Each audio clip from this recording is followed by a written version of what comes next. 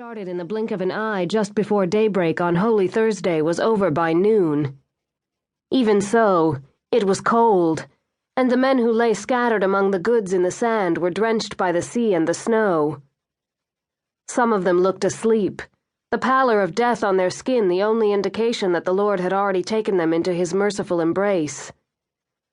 Others were so mutilated that a mere glance filled the onlooker with horror. Lying on the shore was a man with a leg bone protruding from his leather cloak, another with his head so askew that the neck was most certainly broken, and a third with eyes open and staring, but only the whites visible, and one of his arms all but torn from his body. His mouth was filled with sand, and a small snail crawled across his forehead. A flock of northern fulmars glided above, silently, as though out of respect for all this death. One had touched down on the back of a young boy's corpse and flew up with wings flapping as the group of people drew near. Despite the mutilation, there was no blood.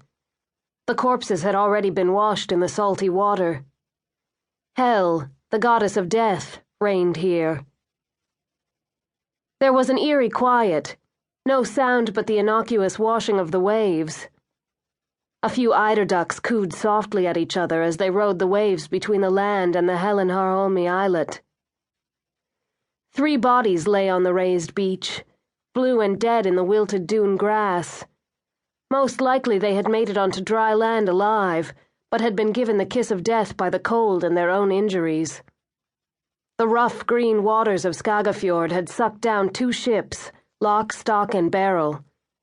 A third, the vessel Trinity of Bristol, had been driven up onto the black shore. The raging white-capped waves had shattered the 2-masted schooner and washed oak panels and cargo far up onto the land. The freight and supplies belonging to the English were scattered across the sands.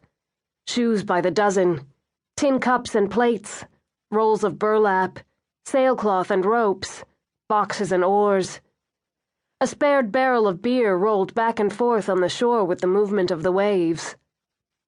It later transpired that 24 English ships plus 1 had been wrecked off the shores of Iceland that very same morning, which in addition to being Holy Thursday was also the first day of summer according to the Icelandic calendar. Everyone on board perished, and the wrecked vessels and goods were driven up onto the various coastlines around the country. All able-bodied folk were sent to the beach to collect the timber and other goods. The timber from the shipwreck was a treasure, and the people hurried to gather as much of the spoils as possible before the greedy waves licked the coastline clean once more. Tomorrow was Good Friday, and on that day no one was permitted to lift a finger, not even to save the precious wealth that the sea had yielded. Later that day, when twilight had begun to hamper visibility, the corpses were laid 2 and 2 across the horses that carried the lightest loads, and transported the shortest distance to the church of Vidvik. Along the way, one of the men surprised everyone by showing signs of life. Seawater was regurgitated from the belly of a skinny, black-haired youth and ran down the side of the mare that carried him, down to the tussocked ground. He coughed violently and called out something in his native language. On Saturday morning, the seafarers, nearly 30 of them, were laid together in a single grave, and a psalm was sung over them. The young man who had lived was taken to the bishopric at Holar in Hjaltadalur Valley, so the bishop, who was the most likely of the locals to know the odd word in English, could question him about the home ports of the ships that had perished, and ask news of England. Many people were gathered at Holar on the Saturday before Easter.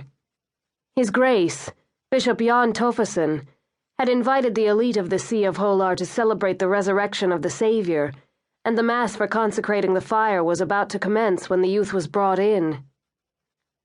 The fires had been extinguished in the hearths of all the farmhouses, and the folk were on their way to the cathedral to watch the bishop light and bless a new and pure Easter fire. For that reason, the hapless and still badly disoriented seafarer was laid in a bed in the women's quarters.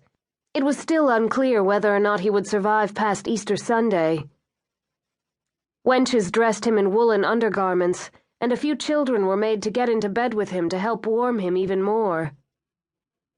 Blankets and still more blankets were laid on top of them.